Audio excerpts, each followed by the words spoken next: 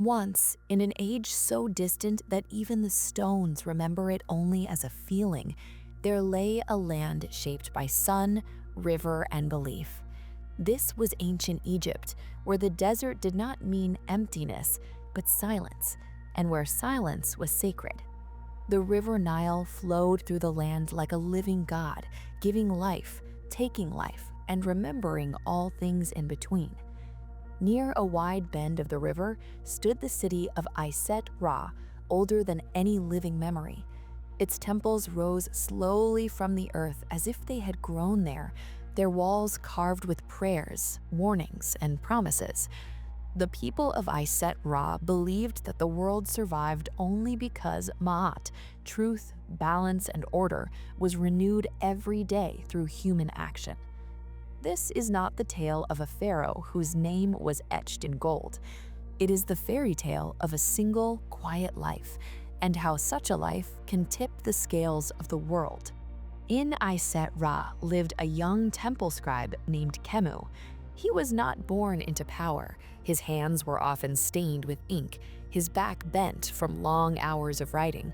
Yet Khemu believed deeply in one thing, that words carried weight beyond the papyrus they were written on. To record a name was to grant it a form of eternity. Every morning before the city stirred, Khemu crossed the temple courtyard barefoot, feeling the cool stone beneath his feet. He passed statues of gods who never blinked: Ra with his burning crown, Isis with open arms, Thoth holding the moon, but he always stopped before Ma'at. Her statue was simple compared to the others, a woman, calm, holding a single feather. Something about her silence felt heavier than all the gods of thunder and fire. "Teach me to see what others ignore," Khemu whispered to her each dawn, though he never fully understood why. For many seasons, the city prospered. Barges filled with grain drifted along the Nile. Children laughed in the streets. But slowly, almost imperceptibly, harmony began to crack. The river flooded too fiercely one year, then too weakly the next. The priests grew anxious, dreams darkened, arguments erupted in the marketplace over food, over status, over fear. The high priest of Iset-Ra, a man called Nebseti, declared that the gods demanded greater offerings, more gold, more grain, more obedience. His voice echoed loudly through the temple halls, but his eyes never rested on Ma'at. The people obeyed, not out of devotion, but dread. One night, after a long day of recording offerings, Khemu fell asleep beside his scrolls. He dreamed of the desert under a blackened sky. Before him stood a great scale, half buried in sand. On one side lay a human heart, cracked and heavy. On the other rested Ma'at's feather, trembling, unable to rise.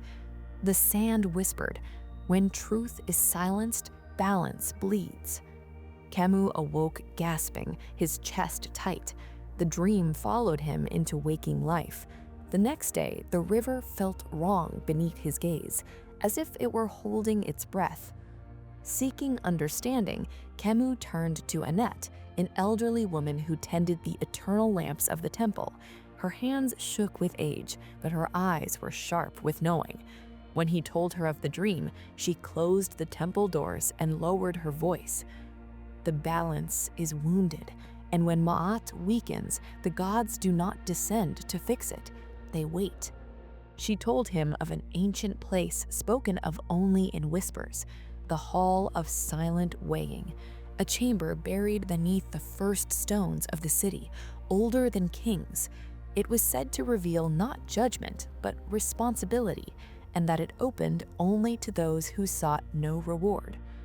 That night, guided by instinct rather than courage, Khemu descended beneath the temple. The air grew cold and still. His lamp flickered as he walked deeper, until at last he entered a vast chamber untouched by time. There stood the scales of Ma'at, immense, unmoving, and empty. No gods appeared, no thunder spoke. Instead, a voice formed inside him.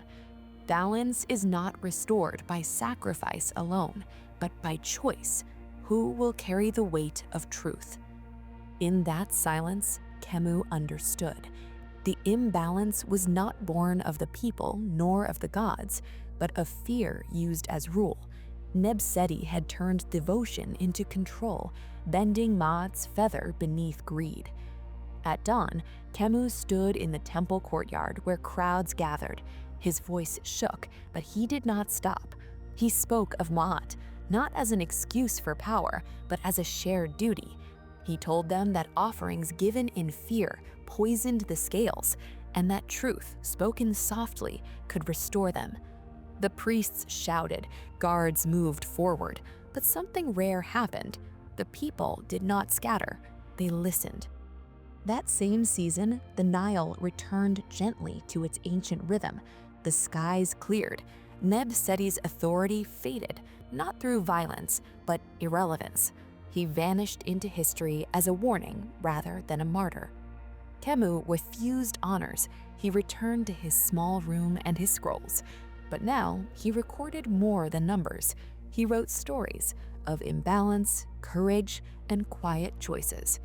When Khemu died many years later, the priests said his heart weighed less than Maat's feather. And so this fairy tale passed into legend, whispered by scribes, lamp keepers, and those who still believed that even in ancient Egypt, where gods were mighty and rulers divine, the fate of the world could rest in the hands of one who chose truth over silence. Moral: balance is not kept by those who rule loudly, but by those who dare to speak when the world grows quiet.